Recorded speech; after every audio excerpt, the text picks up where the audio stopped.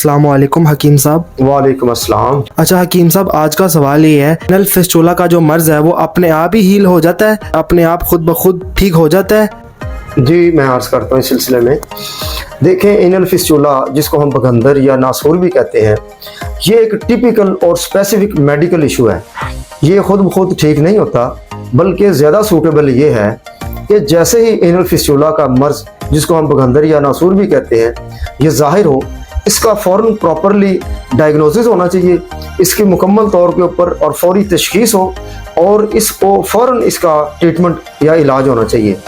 वजह यह है कि एनल फिस्टुला को हम मैलिग्नेंट डिजीज़ बोलते हैं, यानी कि ये अमराज़ ख़बीसा में शुमार होता है। इसका ये वो मर्ज़ है जो जल्दी नहीं जाता, तो इसको जितना आप डिले करते हैं और अनट्रीटेड रखते हैं, यानी इसका प्रॉपर इलाज नहीं होता, तो ये खुदा ना खास्ता मुख्तलिफ रिसर्चेज में देखने में आया है, माहिरीन का भी ये मानना है कि ये मर्ज़ एनल फिस्टुला का या जिसको हम बगंदर या नासूर कहते हैं, ये खुदा ना खास्ता सरतान में या कैंसर में भी बदल सकता है।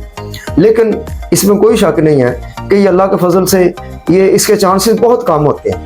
लेकिन मेरा मेडिकल एडवाइस यही है और मैं आपको मशवरा दूंगा कि आप इसको डिले ना करें। अगर आपको खुदा ना खास्ता एनोरेक्टल एरिया में कोई इसकी अलामात नज़र आती हैं, यानी एनस के साथ कोई सुराख बनता है या वहाँ से कोई छाला नुमा ज़ख्म बने जिसमें से पीप डिस्चार्ज होना शुरू हो जाए, या रेक्टम के थ्रू कोई चर्बी वगैरह, जिस तरह हमें पेशेंट आके कहते हैं अक्सर कि जी रेक्टम के थ्रू या पखाने वाली जगह से चर्बी आ रही है, तो इसको आप कभी भी लाइटली मत लें और इसको इग्नोर ना करें।